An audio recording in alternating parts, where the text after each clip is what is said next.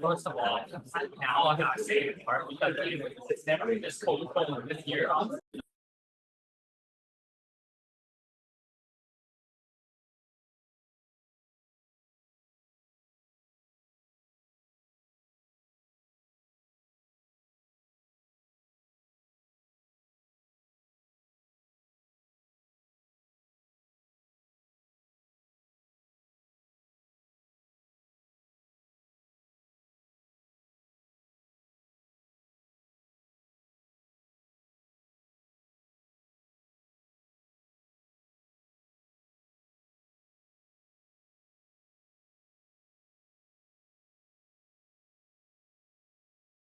At a company called Vertical City. I'm also one of the TPMA board members. So thank you so much for making your way out on probably one of the coldest weeks of the year. You guys are amazing for coming out and braving the winter. We're just going to start things off with a quick land acknowledgement. We acknowledge that the land we are meeting on today is the traditional territory of many nations, including the Mississaugas of the Credit, the Anishinaabe, the Chippewa, the Haudenosaunee, and the Wendat peoples. It is now home to many diverse First Nations, Inuit, and Métis people. We also acknowledge that Toronto is covered by the Treaty 13 with the Mississaugas of the Credit. We have a really wonderful show tonight, all about product market fit. We have three very unique stories, different stories, yeah, we're really excited to jump into it. So I'm going to get through a few things. First off, a major thank you to 111 and Ambler. Maybe a quick round of applause. Thank you very much. And we've got Alex here from Ambler to say a few words about what they do. So first, yeah, thank you to 111. The space is theirs. 111 is a scale-up incubator, about 45 tenants. Throughout hopefully some brands you've seen like Phosonics or Zone, very high growth right now. Antler, we're an early stage VC, the world's leading day zero investor. So with 29 offices around the world and 1,400 portfolio companies, we like to get involved with these companies at the very earliest stages. So pre-co-founder, oftentimes pre-idea, and almost always pre-validation. We then bring about 60 to 70 of these high potential founders into our office space, which is right beside you here. We call it the garage. We work with those founders for 10 weeks. And at the end of the 10 weeks, we decide who in that group, which co-founder matches that occurred in that room, that we invest $150,000 for 10%. We then just recently announced our ARC. It's the accelerated rolling capital, which is where we will pre-commit another $150K into your next round at whatever valuation you're able to achieve with other investors. If you are interested to learn more, we're at handler.co or connect with me on LinkedIn at Alex Wright. Thanks, everyone. One more round of applause. We have a few other sponsors that help the TPMA run. We are a completely volunteer-run organization. So the product recruiter in Leicester, the product recruiter is probably Canada's foremost recruiter specializing in product leaders. So if you are looking for a product leader for your company, or you are a product leader that's looking for a new role, they're a wonderful organization to reach out to. Leicester is also really wonderful design and user testing. They actually have, you can do 3 free sessions with any user for your organization. So they help you out with user testing, and you can kind of redeem some perks for them through the TPMA. As a TPMA member, you also get access to Pergopolis, which gives you over 5,000 exclusive deals on a big range of stuff. So if you don't have a good, discount card or you're looking to save some money on things, it's a great way to do that. As I mentioned, the TPMA is a 100% volunteer-run organization. And just quickly, how many people in the room right now are volunteering in some capacity? Could be a mentor, could be in one of the teams right now. Put your hands up, right? Okay, big round of applause for all these people. There's about 7 or 8 people from different things. TPMA does education. We do bursaries, we do events, we do workshops. There's mentorship. So if you're a mentor, we pair you with mentees. If you're a mentee, we pair you with mentors. There's coaching. There's a lot of different things that we can do to help you build your product career. So please get involved. There's lots of different ways to use our services. And yeah, so thanks to all the volunteers. In December, we announced a new membership tier. So most membership is free. So almost a lot of people have the free membership. But for a mere $30 a year, you can become a community builder tier. And that gets you 25% off of all TPMA services. So that could be our coaching, that could be our mentorship program, it could be any of our events. So yeah, if that's interesting to you, go check it out on our website. Okay, let's get to the good stuff. Finding product market fit. So I'm going to get off the stage. I'm going to welcome Kara Vader, who will be moderating. She's also on the TPMA board, and she's also the venture GM at Koru. And yeah, she'll tell you a little bit about our speakers. Big round of applause for Kara. Hey everyone, thanks Andrew. So I'm Kara, just a quick background on myself. So I'm from Koru, and we're a venture studio that's fully owned by Ontario Teachers Pension Plan. And we, every single day, are looking to uncover, invest in, and build new startups and products from scratch. So every day, this is a topic that I'm constantly thinking of, finding product market fit, looking for it, and not finding it as well. So very excited for the 3 stories that we're going to hear tonight from our speakers, and for the panel conversation that we're going to have after. So our first speaker tonight is Pam Hernandez, who I'll welcome up to the stage.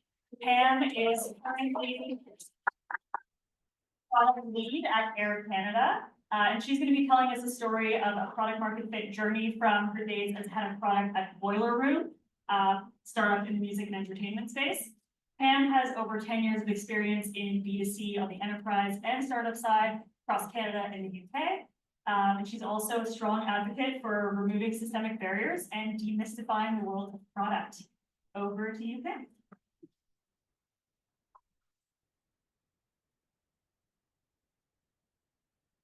Is this microphone holding okay? Thank you. I will try to keep the preamble portion of the presentation short, but first, who in the room is familiar with Boiler Room? So maybe you can venture a little spiel about it. What's your understanding of it so far? That's put on the spot. They host lots of electronic music events around the world. They get really great artists and lots of great people. Awesome. So for those in the back, primarily known as like a music events company, probably not a tech company in your eyes. And it wasn't for me until I moved to London, UK, to be honest. But this is actually what it was like behind the scenes in some way, shape, or form. I say that because the start of my career was at TELUS and then Ticketmaster, so 2 very, established, large enterprise and so on. Whereas instead, it was almost like for a lot of people upon seeing my resume, they think, is that a plumbing company? Like, what are you talking about? It's not plumbing, it's this. So you're right. Lots of different types of music performances. That middle one is a giant concert at Alexandra Palace, which is a massive venue in London with Bonobo and a giant live band, all the way through to one of the most famous DJ sets in terms of views on YouTube. That's Kate Trinata playing Montreal in 2013, and all kinds of other venues all over the world. What you might notice, even though there's lots of Boiler Room branding, there's also a Budweiser logo on the top left one. I'll get into that in a second. Essentially, including some screenshots from my phones, which I wanted to just shamelessly bring up as like, that's the only way now that I have access to some of this stuff. The company at the time that I joined in 2017 had gone through a very interesting journey because it started as a webcam on a wall in a boiler room in London. So someone had access to a warehouse space that happened to be available.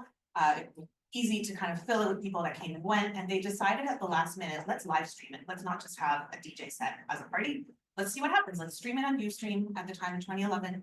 And gradually, within a few, I think, weekly events, they started to amass thousands or tens of thousands of views.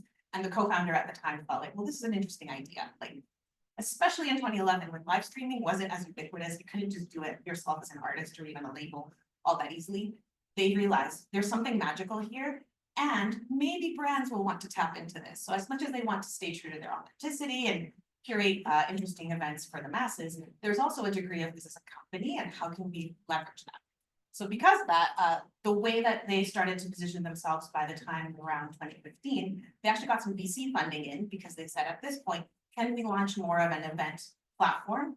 Whereas at the time, all events were guest list attendance only, so it wasn't ticketed at all. It was very much sign up, it was a lottery system. There were lots of Reddit threads and stuff about like, how can I game the system? How can I actually get in? And it was still an elusive secret. Ticketing was just kicking off for a few of their large scale events, but for the most part, it was guest lists. Of course, artists and labels involved behind the scenes could also curate a little bit of that list, but primarily the appeal was put your name in the ring and see what happens. But of course, with VC funding come other expectations, like should we get into producing film documentaries or interviews, artist spotlights, or a spotlight on a particular scene in Toronto, for example, which for an international audience might be unknown how eclectic and interesting it is.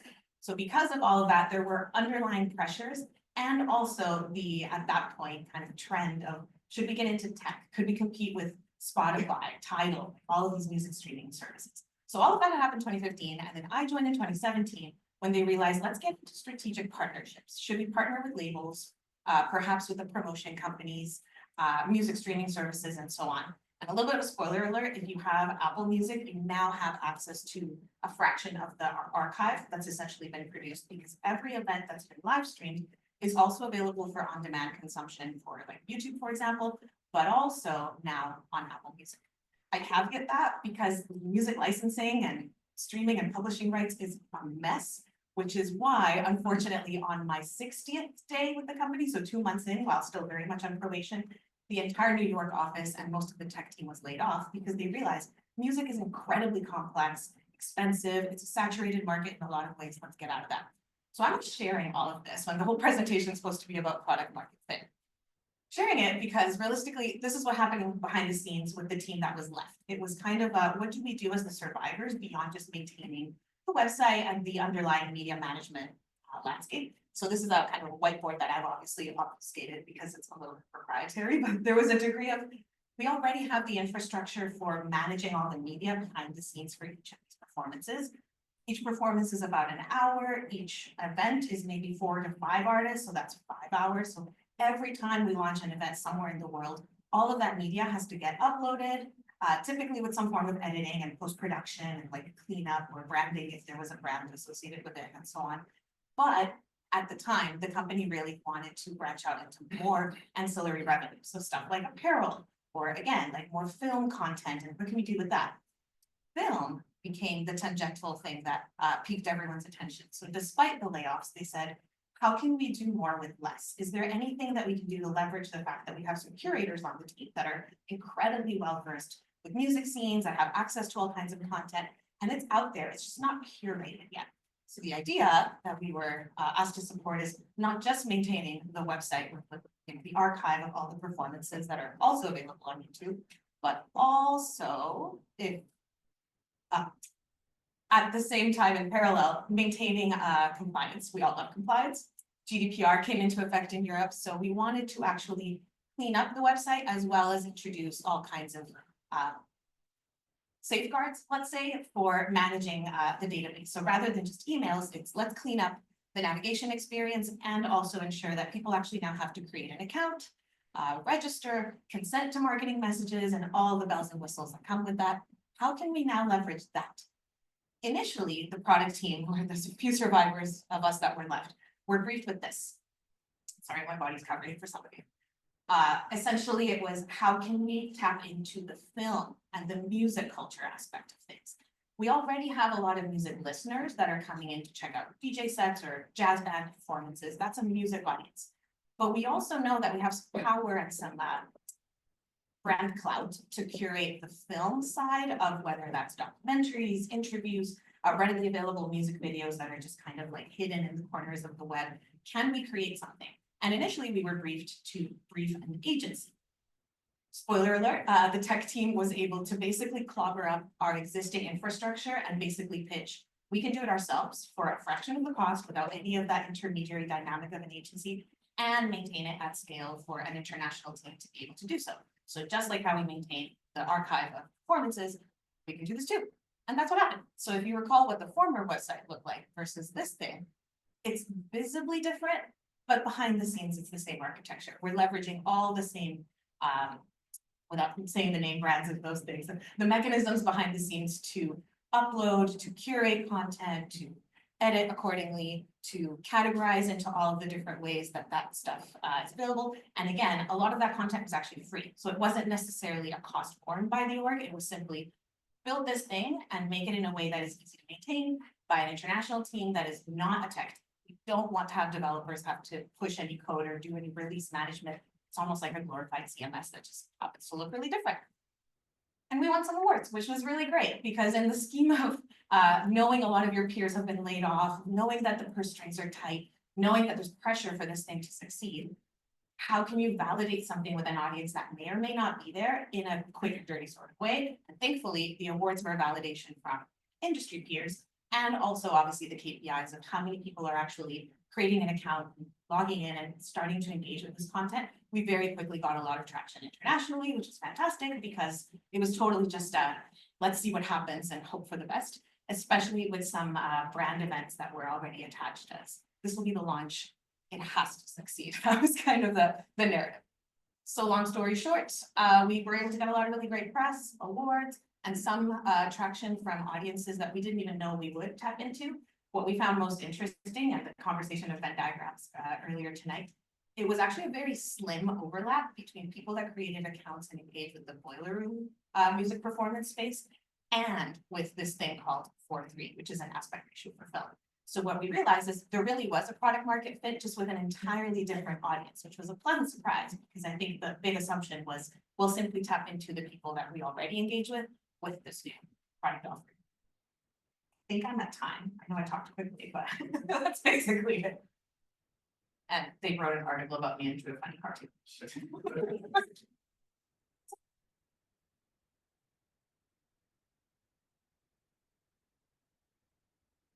Thank you, Pam. Just a reminder to get your questions in Slido, that we'll be addressing at the end in our panel. So I would like to introduce our next speaker, Mike, who is a co-founder and CEO of an early stage startup that came out of Antler.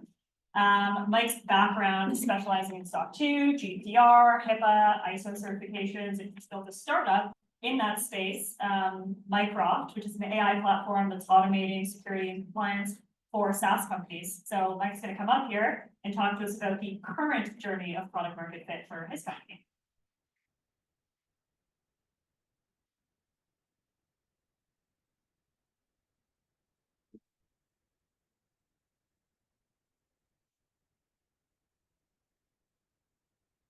Hey everyone, it's Mike Kim. So I'm gonna talk about kind of how we didn't take, I'm gonna call it a traditional approach in product management, and the reason kind of why we did that, and we'll talk about kind of our journey with Mycroft. Just for context, Mycroft was incubated out of Antler. Technically we started in April of this year, last year. And so we're about 7 to 8 months into the journey so far, so. I can, fun fact, my name is a palindrome, so what that means it's the same forwards and backwards. Currently, I am the co-founder and CEO of Mycroft. Previously, I actually had my own consulting firm. I was a VP and lead consultant, helping companies and SaaS companies with their SOC 2, GDPR. It's funny because Pam was just talking about GDPR. I am probably the guy suited for that. I love that space when it comes to compliance, and I call it Stockholm syndrome because I've been doing this so long that I love this space now. And previously, I basically led the security and privacy functions at a lot of Toronto-based startups, notably, I think, FreshBooks, Partner Staff. I was kind of the head of information security and privacy person. And I also worked as a consultant for a lot of global consulting firms. Some of them are a little bit of a global firm, and worked with a lot of big companies. So consulting, I will say it really sucks. So like when they say, you know, consulting is like the greatest place to learn, yeah, because you work like 8 to 90 hours a week. I think my joke, like the day that I pulled the most hours, I think the cleaners actually came at 6 o'clock and left at 2 a.m. So I basically saw 2 groups of people complete their full day shifts before I was going home. So like that was like a weekly basis for me. But it really led me to working with companies like Apple, Amazon, Microsoft. Literally, one claim to fame that I will say is I've written parts of the Amazon software. So like, that's like a little bit of a flex, or I don't know if anyone thinks that's actually a cool thing. But I also work with like the Sony Pictures, and the other cool part is I work with the I think I'm allowed to talk about it now. I work with like the Sony Pictures hack with the whole situation. So I was actually part of that team that actually worked with that. And work with like big banks like Deutsche Bank, Yahoo, not a bank, but BMO, a lot of these companies. But what that means, working like stupid amount of hours, enterprises and big companies always want to do like what's best. So they really, really want to do what they think is the best. And they still need a lot of help. So they invest a lot into like automation. Now it's AI, workflow, whatever they want to call it. But the truth of the matter is, there's still a lot of opportunities that you can still help them out with. It's ridiculous, but like if you think about like security programs, stitching together best practices like SOC 2 and ISO and all that stuff, I can tell you out of the Fortune 500, still all 500 have probably 30, 40 people teams minimum to help them stitch that program together. It's ridiculous. The other one, people are always hired to do the hands-on work. So like, I know we're talking about AI and automation, but at the same time, it's still like, there's always this like contractor pool that gets always access for enterprises. And I'm pretty sure everybody who's worked in like Fortune 500 great companies know like, there's always like a contractor on board that they can call on and like is available. The other one, funny enough, it's counterintuitive, even though they like hire contractors all the time, they want to optimize processes. Like anything with an ROI, they would totally experiment with, which is a good opportunity to kind of see product market fit and validation, by the way. And then the other one is, I talked about the Sony hack incidents. My God, like the pocketbooks open up when like things are not going well. Like if you're hacked, they will they will sign anything you would put in front of them. Like I think some companies charge like $4,000 or $5,000 per hour to handle incidents. So it's just imagine like the volume of like how many consultants you get to it. And then the other one is, funny enough, companies also want to reduce risk, even though they still get hacked all the time and handle incidents. And the other one, audits. GDPR, SOC 2, ISO 27K, people are always willing to pay for audits. So this was kind of like the framework of how we decided to build Mycroft in terms of the product features. So like, I knew that customers are willing to pay for it, especially the audits, because I literally built a career out of being an auditor or advising companies to get ready for the audit, right? So this was basically like our roadmap.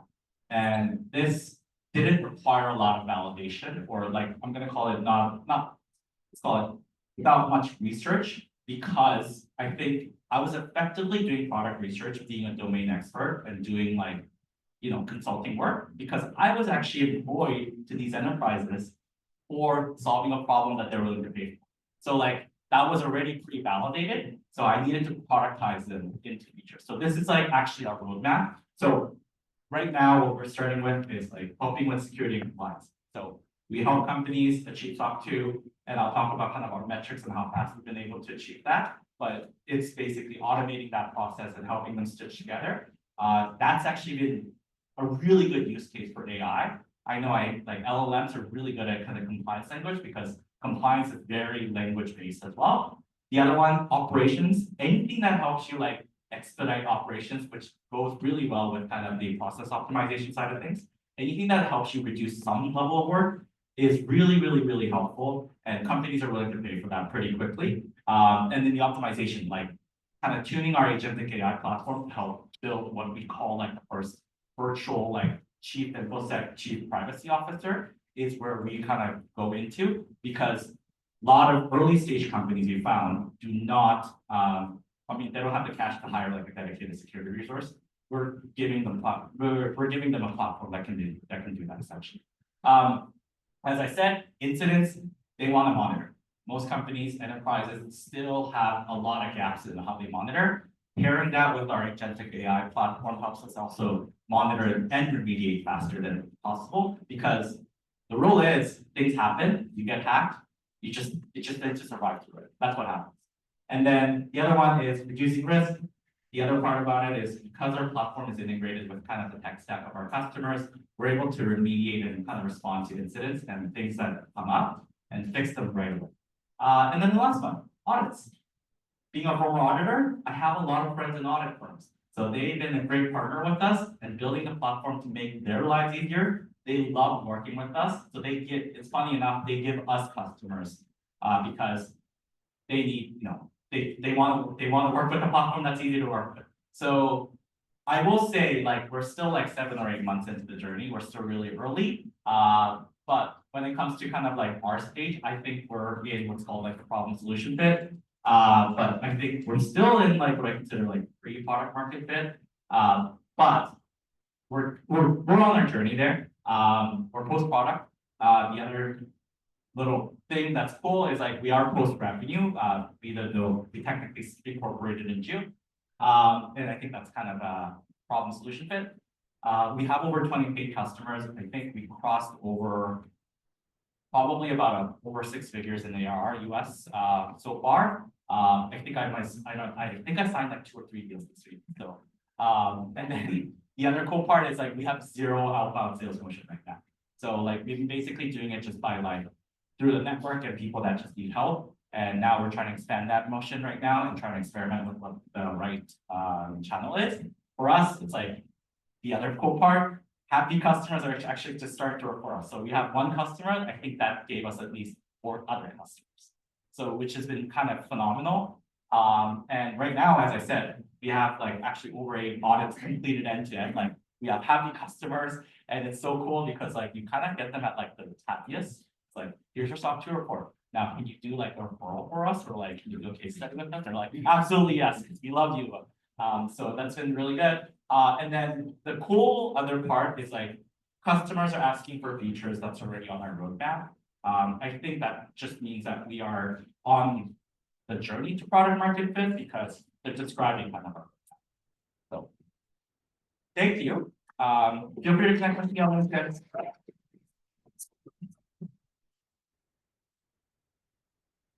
Okay. I'll pause for a few seconds if people want to get some questions into Slido, which I'll be monitoring, and we'll get the panel up here in a little bit. But our third and final speaker I'll be introducing is my colleague, Andy Wu, who is currently Chief Product Officer at Koru, previously VP of Product at StackAdapt and the product at Float. And he's going to be taking us through a story of how you can find and then lose product market fit. Andy has experience in building high-scale products across a number of different industries and is super passionate about the product space, having been an instructor at BrainStation and formed product communities as well. So over to you, Andy.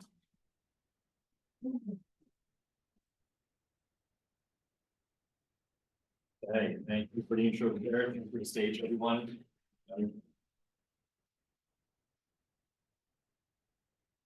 Okay, great. So you heard my intro there. My name's Andy Wu. My talk today is going to be called PMF Life Cycles. And so the example I'm bringing in today is an interesting one because if you want to use the F word, it's technically a failed product. Right? So it's very, very dead today. It's very much not in production. And I thought it was a good example to bring because you just get to see the whole life product. You can see where it gained traction, where it lost traction, and what led to those decisions, right? So the example that I'm talking about today is called image analysis product for ads. It's an example from my time at StackAdapt, and it was from around 2016 or so. So to start off in this story, let me just take us through this kind of a cascade from what the company was after versus how the product wanted to contribute to that. Because I think to set the stage here, whenever you hear case studies like these about how a product succeeded or failed, what you're not hearing is product market fit of the company, right? The interplay between the product itself finding product market fit and the company finding product market fit. That's the thing that I wanted to call out and explore as well. So to start from the top here, the company was StackAdapt. This was around 2016. So a quick one-liner for StackAdapt that would help is this was an advertising platform. marketing agencies log in to run ads across the internet. You would do that instead of going on Google or on Facebook, because when you run ads on Google or Facebook, those ads show up on Google or Facebook. To reach the rest of the internet, you use a platform like Stacknet. So it's an advertising platform for marketing agencies. The company's objective back then was to generate revenue. Very straightforward, and rightfully so. I think any startup's objective, especially in the first few years, was to generate revenue.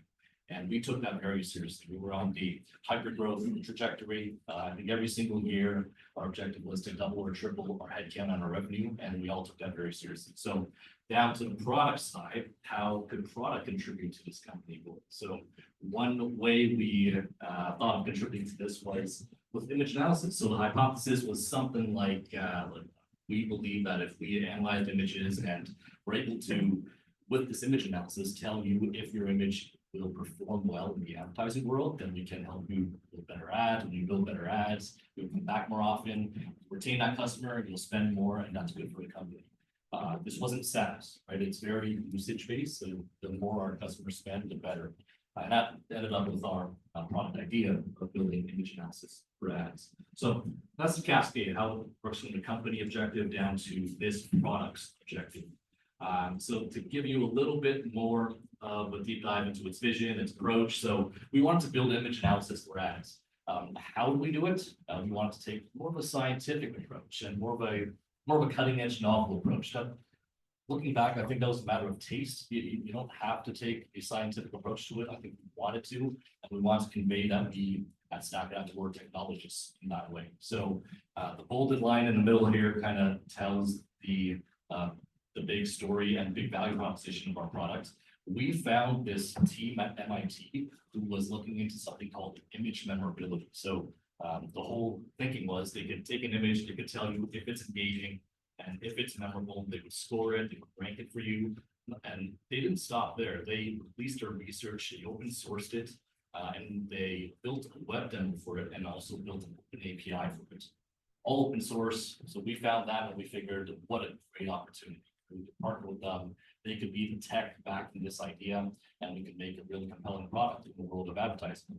I believe they called it convolutional neural networks. If I remember correctly, and that sits under the umbrella of deep learning, which sits under the umbrella of machine learning, which does not sit under the umbrella of Gen AI, which we all know about today. So a different kind of AI from back then. So with that out of the way, the next steps were to prove this tech actually works, not only works in isolation, but works for advertising performance. And finally, build and ship the features around it. So it had a heat map, had a score, it had a recommendation.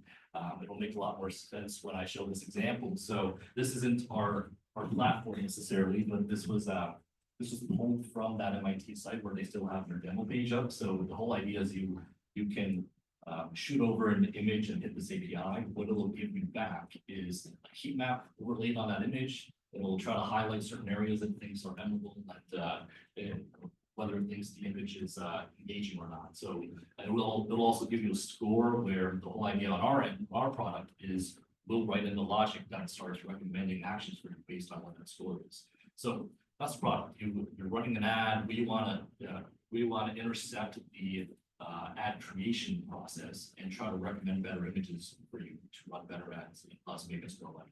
So that being said, what happened? I want to breeze through the challenges first. So as with building any product, you need to iterate to find product market fit for this product before you ship it. So the biggest hurdles that we had were number one, getting the tech working. So just technically speaking, working with that team, that external team to get it working.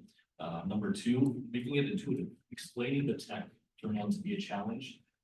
Customers would ask, what's this heat map? What does blue mean? What does red mean? We need to make it intuitive. So that's more of a design challenge. We have to make it actionable. Translating your results to recommendations is important because we can't just tell you your ad is bad. We need to turn that into a result for the user. And finally, attributing results to this product was probably our biggest challenge. And we never quite cracked that. And I'll talk a little bit more about that later. So what happened as a result, and did we achieve product market fit? I think in some ways we did achieve product market fit. So to talk about some of the metrics here, what we measured was we probably measured a few demanding metrics like usage, number of accounts using it, how often people return to this product, but some of the more compelling measures of success would be spend per account and ad click-through rate, which directly speak to the success of making your image more engaging. Right? So what do we see?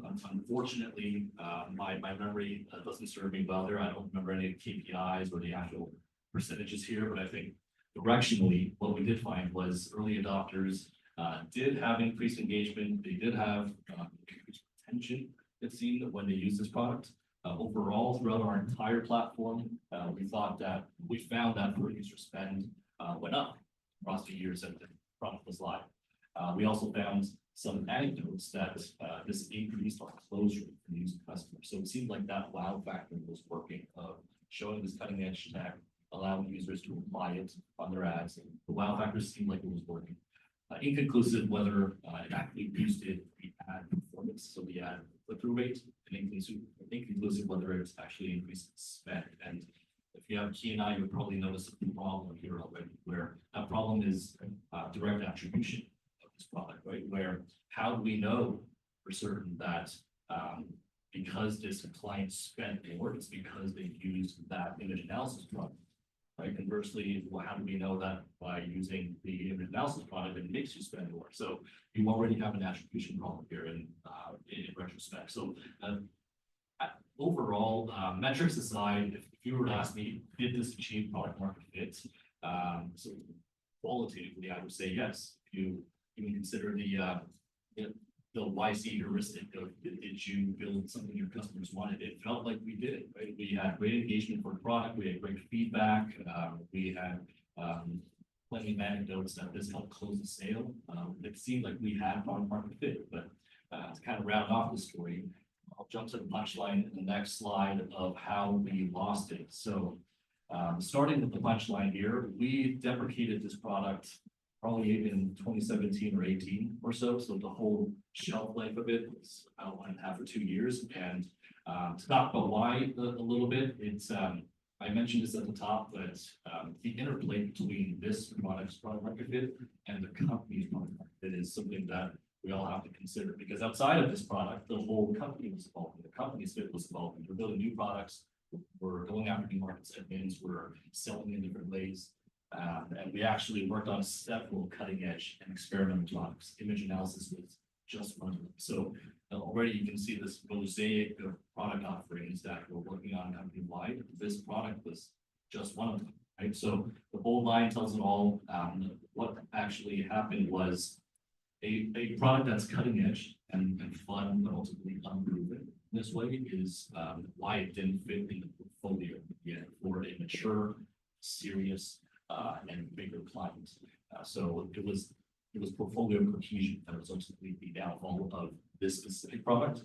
And incidentally, the MIT team who came up with that image memorability research, turns out they disbanded and they're now defunct a year later as well. So that was the end of it. In conclusion, what did we learn? So I don't think there are any regrets, because it did have product market fit at some point, right? I think that's the value of it, where in retrospect, I have 3 takeaways. First is that the science behind this product was probably weak. This whole idea of let's put a heat map on your image, let's tell you if your image will perform well in the advertising world. If I'm a betting man, that was likely a load of nonsense, right? But what it told our customers is that we are tech savvy, we are technologists, and we like to experiment. It brought us closer to our early adopters and our technologists. So the entire left side of Jeffrey Moore's crossing chasm brought us closer to those people, which is a good thing.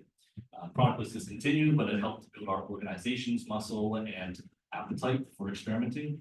And the product's PMF expired, but it helped the company refine and helped the company evolve their PMF. So leads to the first lesson here, that product market fit is ever changing. Right? And that's also a good thing, because if you take this example, what would you rather have, right? A customer who is worth 4 to 5 figures, who really likes cutting edge tech like this, or a customer worth 7 figures who enjoys a robust and mature and stable platform. So that's a choice that you might end up facing your company, and your product decisions can manifest from that.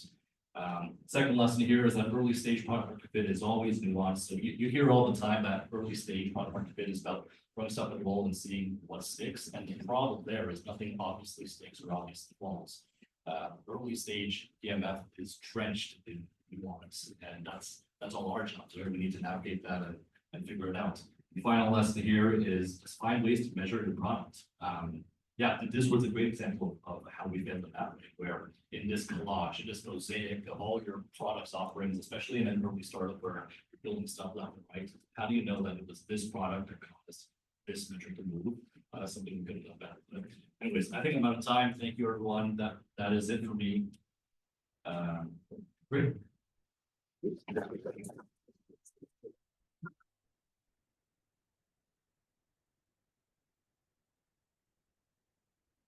Thanks, Andy. Thanks, everyone. We're just gonna take 30 seconds of the panel here and then we'll get started. Feel free to get your questions slide out as we wait.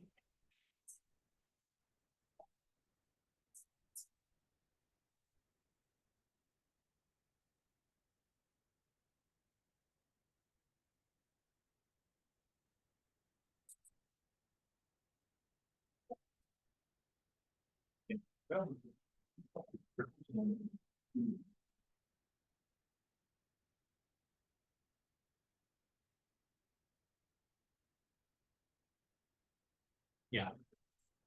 It's not.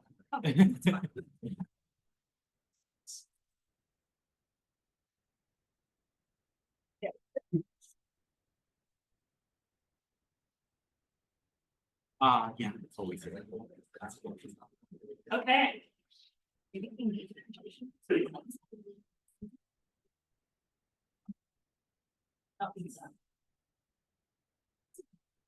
Okay, thanks everyone. Thanks for those 3 great stories, very different journeys on finding product market fit.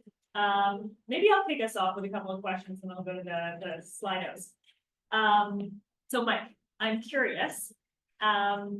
You had a ton of experience in the space, which allowed you to kind of leapfrog a lot of that early research validation phase and build sort of a robust roadmap that you knew were aligned to the needs of your customers. But what would you say once you actually got into market and started pitching to those customers was the most surprising thing was and didn't align with maybe your early assumptions you had going in? Yeah, so I think the most surprising thing in terms of like our cycle and like in the product market fit journey was actually, this is actually funny. Customers are a lot more forgiving than you think, I think, at this stage of the company. So the idea of like, hey, you have to build something like perfect, or like I think there's like a lot of founders kind of go into this like, oh, I want this something to be perfect. And I think a lot of technical founders have that problem. Maybe product managers a little bit better, but like surprisingly that the tolerance for like not a perfect product is surprisingly higher than I thought, because like and the reason for that actually is not because of, well, I'm pretty proud of the product we built, but the competitor's product. So like I was actually very, as like we go through the kind of like our cycle and like we're researching and like getting to know like our competitors, I'm like very fascinated and like surprised by the fact that like customers are okay with some features of like, and I won't name anyone, but actually I will name it. I'm surprised by Vanta, even though they're worth like $2.45 billion, that the product is like at that stage. It's a great product. I love the product, and like I think it's like extremely well built, but like I'm really disappointed by certain things that they do. And I know that like they made that conscious choice. So like that's where I get really disappointed by, but like the tolerance for that still exists even at that stage of the company. And so like the ability to kind of be more forgiving, I think is like something that's interesting. Yeah. Like as like customers are paying for it, it's good. Yeah, that's the ultimate good signal. Yeah. Great, thank you. We've got a good question here for each of you. what was the North Star metric that you chose to help figure out whether you have achieved or are achieving, or maybe not achieving product market fit? Yeah, maybe I could start there. The North Star metric for the company, of course, was to generate revenue. I think for this product that that I showcased here, our metric relating to ad performance was definitely ad CTR, so click-through rate. We did not achieve the desired click-through rates. It didn't stop us because I think what we ended up finding was this conflict between, does this product perform well versus if we showed it to people in our pitches, will they decide to run a demo and will they decide to give our product a try, right? It ended up being a really good kind of selling point to get people through the door either way, that regardless of not achieving the product's North Star metric, which we found really interesting. But again, to back it back to the point of the interplay between the products North Star metric and the company's North Star metric. I think we were aiming for direct revenue contribution. We did not get direct revenue contribution to this product.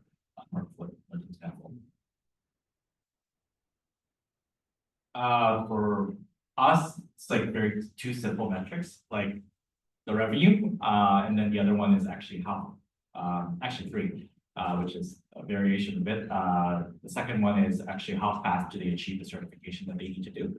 So, and then which is a third one, which is a variation of that, is like how much effort has the customer actually spent in doing that journey, because the problem that they're willing to pay to go away is like the amount of time that they're willing to that they need to spend on it and how fast can they get it. So like we've been able to do that very, very, very, very fast. Yeah. Not so humble brag. I think for us, I'm reticent to give a North Star versus a few. So one, without pontificating too much about media and brand and stuff, but it was just like hype. Is there hype upon us launching? Like, is there a lot of press and do people care? Do the right people care? Because everything to do with cool factor is like, do the right bloggers or press outlets want to pick up the story, want to create an account, explore, and so on. The sooner they do that, then you have that hockey stick growth of all their readership going, what is this thing? And I guess I have to create an account, but it takes like 30 seconds. Oh, okay, cool, I'll check it out. So everything about press and the counter metric without breaking it.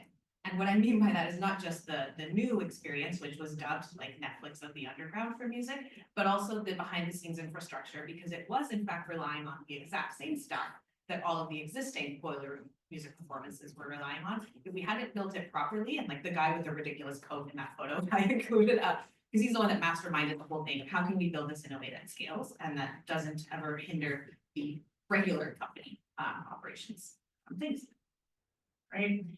And I think one of the challenging things when you are looking at measuring signals of product market fit can be, there's some sort of common pitfalls that you can fall into. And I think, Andy, I really liked your quote on early product market fit being like drenched in nuance. I think it's really easy sometimes to take positive signals really positively and sort of have confirmation bias with early customers, especially if they're design partners or you already knew they had a problem. And on the other side, it can kind of be easy to follow negative signal and to pivot or to kill something too early before looking to find product market fit, maybe in a different segment, changing your positioning. So we'd love to hear from any of you on some of those sort of pitfalls of finding early product market fit, and if you've experienced, those signals leading you maybe astray.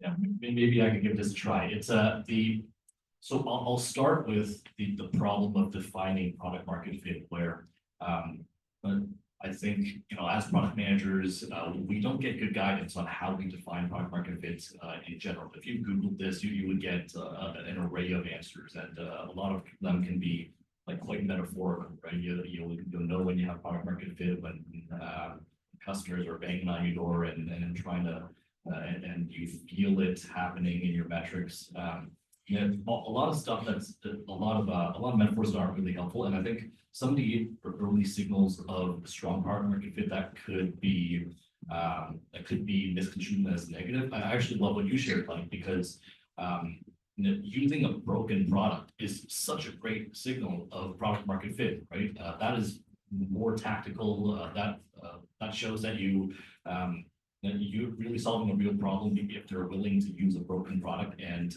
they're seeking you out without marketing, and they're just they're at their wits' end trying to find a solution to their problem. I think that's a great signal of product market fit that can sometimes be seen as negative, particularly internally when you might not let something ship because it's not really polished or it's not up to your standards. If you find that you get customers anyways, that's a great sign. So I think that kind of touches on some of the points where I would hate to see a product not ship because of our internal standards of it's not ready or it's not polished enough. When one of the greatest signals of product market fit in my view is people using your broken product. And so give it a chance, I guess. There's a good question here from the crowd. PMF is not a static phenomenon. So how do you think about keeping it up in a product that does have traction? Oh my God, that is like the worst question.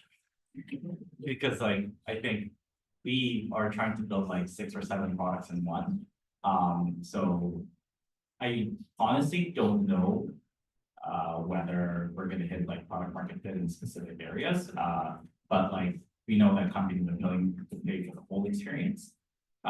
So I think it's gonna be for us differently because we have like 6 or 7 levers to pull. We'll just basically kind of tweak against that and what hits essentially. That's kind of like the strategy for us.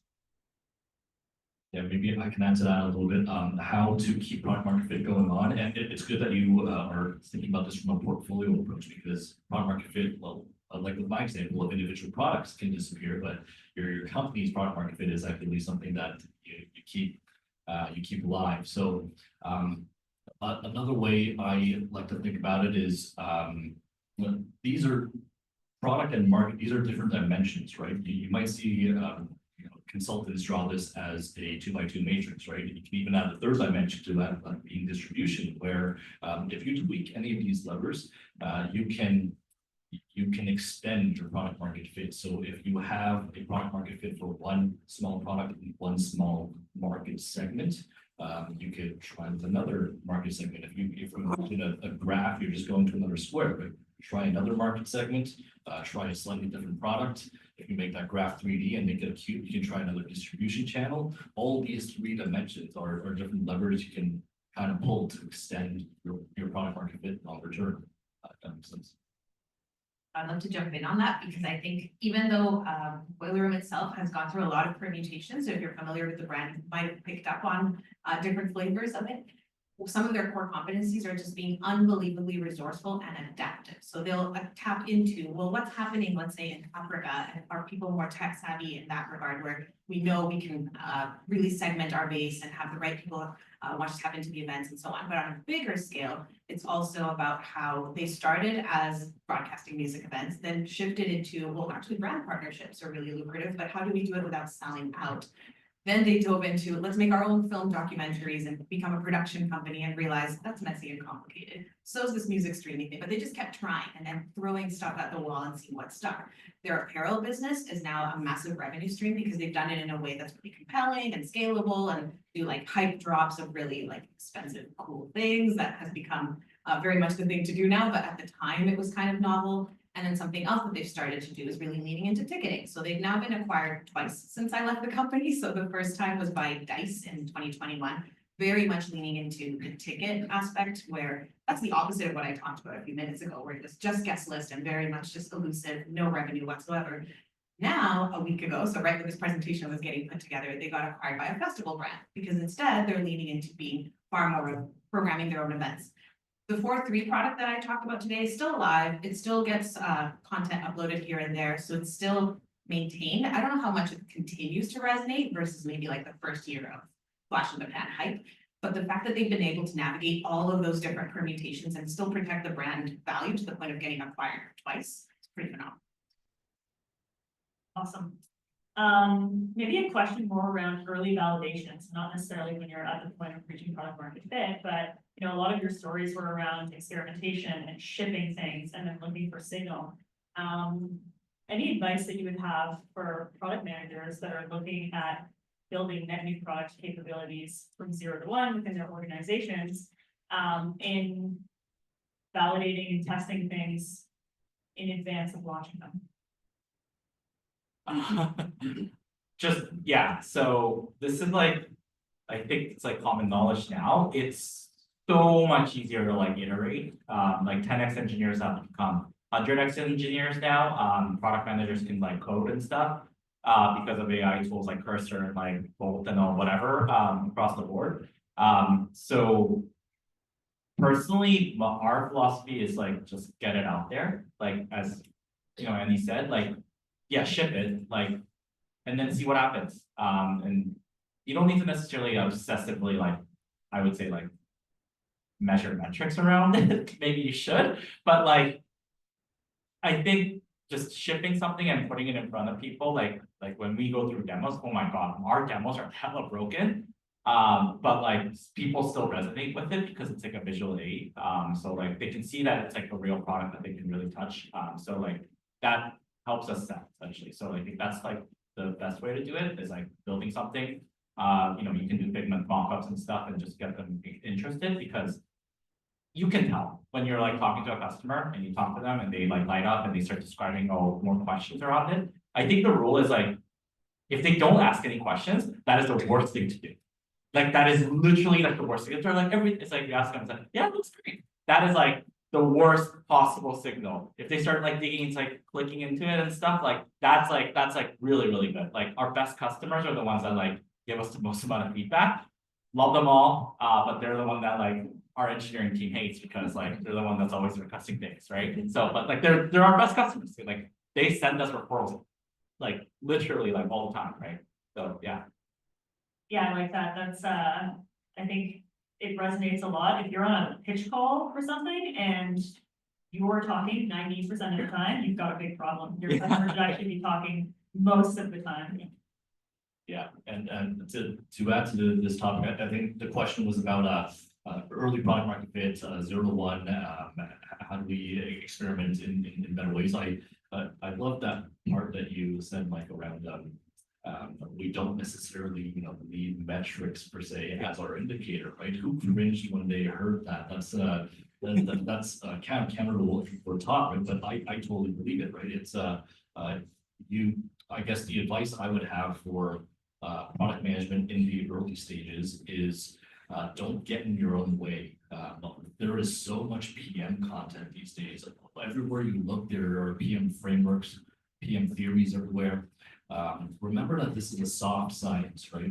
This isn't mathematics or physics, or like you're allowed to look for qualitative indicators here and there. You're allowed to treat this as what it is. All the content that you consume around product management is something you can strive towards, but don't get in your own way when it comes to shipping a Figma demo out there and just seeing what people think, right? So I think that's important for early stage PMs. Maybe as a quick top up, you might not be able to measure the thing you're trying to measure, but find a few counter metrics. So the thing that might be the domino effect, whether for better or worse, that helps. Maybe this one's for Andy, but for anyone else who's had a failure story. Looking back, is there anything that you would do differently? Any signals that you would have followed a different way? Or did you really have to get to the stage you got to in order to find that you weren't finding it? Yeah, definitely. I think looking back for this example in particular, we would have isolated the metrics that would indicate success for this product specifically. And if we did not find success in that metric, it would allow us to more quickly kill that product, right? So we were kind of in this fuzzy space, right, where the metric that would reflect success of image analysis is that image's click-through rate. We did not find success there. We found success in kind of correlation. People who saw the feature ended up spending more, ended up becoming clients for longer. It brought a lot of confusion, right? So what I would have done differently, I think, is be more rigorous and be a little bit more like it just don't we don't want it to give it more chance than it deserves, so to speak, right? Like if we saw that this didn't hit its metric, it'll allow us to focus on all the other products and might directly have an impact on revenue instead. So making decisions faster, I think, is what we would do instead. I would say, so the one thing that I have that sounds like everything's like great at Mycroft and stuff, like before Mycroft, so just for, I think, failure on product market fit. The consulting firm that I co-founded, I was fired from my co-founder, and like literally, I think I was fired on Wednesday or Thursday, and I was in Adler like the Sunday so like, anyways, it was a crazy journey in terms of like how, but the one lesson from there is they had market fit, but they didn't have product. So like, interesting part was like, it's a professional services consulting firm that I built, but like, it was like, we had like ProServe that was like not scalable, and we had to put like 250 a year consultants to serve, like to make like 400K in revenue. We had market fit because people were willing to pay that much to like basically generate that revenue, but like there was literally no product to go with it, and like there was no vision to basically build a product around it. They said they wanted to build a product, we tried to build a product, and like there was no like essentially kind of like product, right? So it was like fake it till you make it, but like we did that for like a year and a half. Wow. Yeah. Thank you for sharing. I think on our end, we should have been bolder to actually go through either freemium or premium right out the gate. Because if the whole premise was, it's a different audience, it's like curated, already content, you know, kind of highfalutin stuff. Why not lean into that and really position it even more so as something that you should pay for, the way that you pay for Netflix and various other streaming services. Once the idea came about, it was kind of halfway through the build, and some of the devs were apprehensive about scope creep, obviously, but there could have been a way for us to go, let's do it for like a week for free and start to suss out market signals and then figure out how we double down and perhaps staff up or bring contractors on or whatever the case may be to quickly address the fact that this thing's getting traction. People will probably be willing and able to happily pay as long as we continuously foster the content library and so on. And instead the idea just kind of fizzled versus us really leaning into that right away. We have time for a couple of final questions, maybe building off of what you were saying, Andy, on product not being a hard science. And I think especially when you're very, very early stage. What are some of the gut feelings that you've had in your careers when you have launched or are running a product where you feel that things are not going well? And yeah, what are some of those signals that are not necessarily data driven, that it's time to pivot?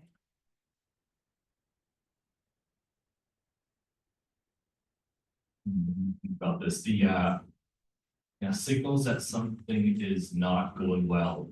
I think very tactically on the product management side, if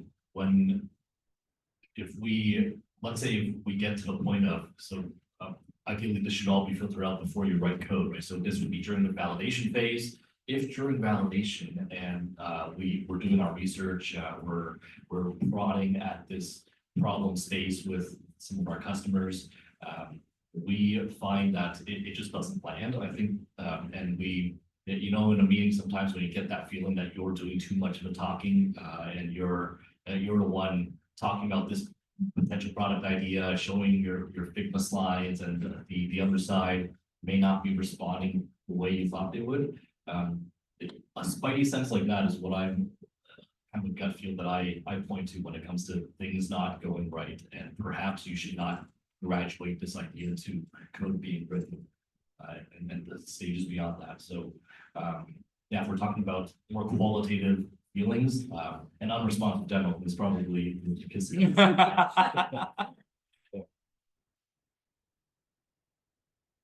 All right. Couple final questions. One for Pam. Are there any regrets about how you approached the journey to finding product market fit? I even answered a little bit with regards to the subscription model stuff. I think partly we should have included the rest of the company more. It was very much like, here's a top-down initiative that like the C-suite and VC funding are striving towards, and like they've got this vision, they kind of already have a plan, now just go with it. it would have been great to tap into more of the team, especially because at the time we had an internationally located team of like music curators, programmers, and so on, to really get more of almost like a user signal, even though it's a very biased audience, because obviously they're in the industry already and so on, but it would have been far more beneficial right up the gate to tap into that versus solely relying on those that were involved. It was still like a fairly large percentage of the company, given that at the time there were maybe 70 of us in total on the payroll. But it does feel like in retrospect, sometimes just listening to anyone in any function across the business, including like our finance team and so on, everyone would have had opinions that would have helped us build better. Great. Final question. So when you're in ideation stage for a new feature or new product, at what level do you convince yourself that this is the direction that you want to go? And if you have any examples.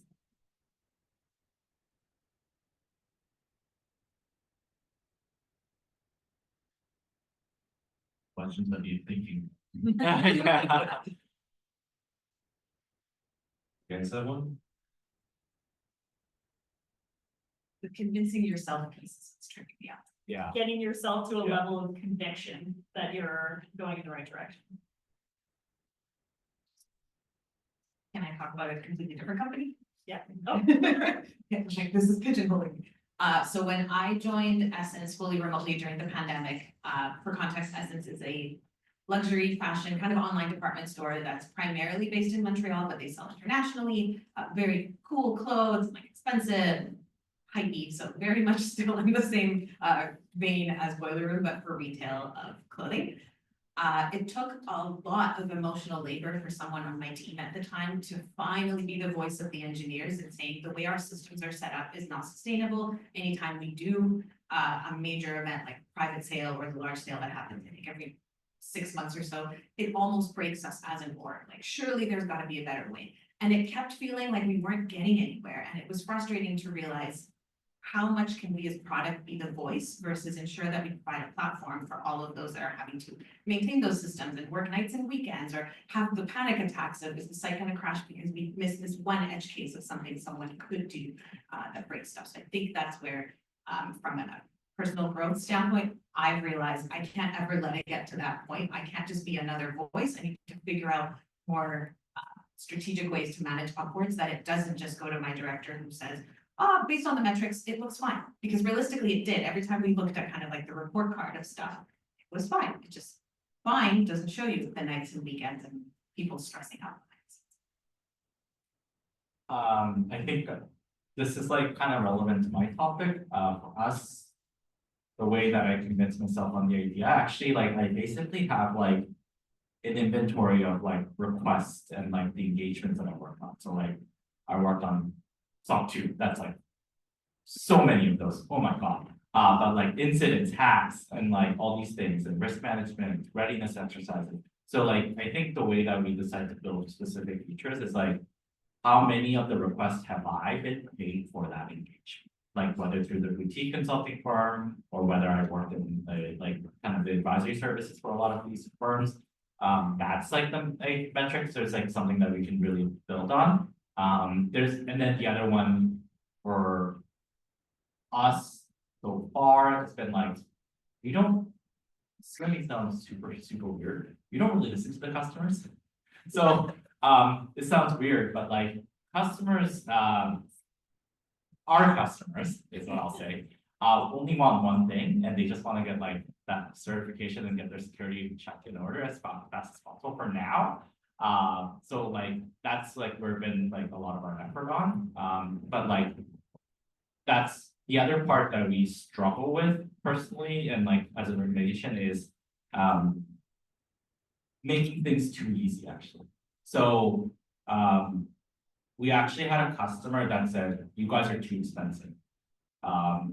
Even though we are like half the cost of our competitors or whatever it is, because you guys do everything in AI, I don't see the value of your product because like all you do is like click a button. And like, seriously, they were like, oh yeah, it only takes us 5 minutes. I'm like, oh my God, because like, have you done it in real life? Like, there's a lot of these like things that like get productized and then it just it's so like unnerving when they're like, yeah, I made it like 8 times easier, but like now I'm gonna pay like 10 times less. So like, that's where like the ideation comes, it's like, it's those things that we should pivot into, and then it sucks when you get that kind of result as a result. Well, maybe I'll add to that and close off this one too, where the question was early signals to convince yourself that your product idea has legs. I think what comes to mind is just implanting yourself on the ground and just hearing feedback from your customers. Never get too far from that, I guess is good advice. And it's easy to get caught up in like the mechanics of product management and you have to work with the dev team, design team, your calendars full of meetings, but never distance yourself too far from the customers, because I think the early signals that your idea has legs is if you or even parts of your distribution and then sales teams plant the seed of what problem you're looking into, and suddenly it spreads like wildfire, and it's what you hear about in some of your next customer calls, or it's what you hear about in this next conference, because through the grapevine people hear about this idea, then I think that's before writing any code or before doing any validation exercises, you're already getting indicators that you're onto something and it's going to be really looking into. So staying close to your customers in general, I think could help with that. 100%. Okay, thank you all. We're at time. Thanks everyone for your questions.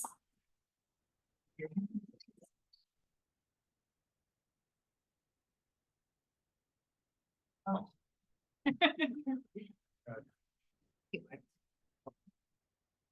Okay, folks, we are still in the room for till 8:30.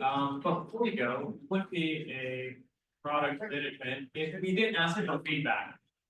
So this is a very, thank you guys. You just don't put away the shoes, right? But Alex, yeah, thank you. Now I've got 2 weeks. But yes, please give us some feedback. Suggest different topics that you're interested in hearing about. Different speakers, if there's speakers in your organization that you think would be great, or are you a good speaker? So yes, submit your feedback. Let us know what we can do better. And yeah, one last big round of applause for all of the speakers there. Yeah, thank you very much for tonight, and yeah, we'll see you next time. We'll have another event in February 25th. That will be our next event, and we'll be posting details soon. Thanks, everyone. Now,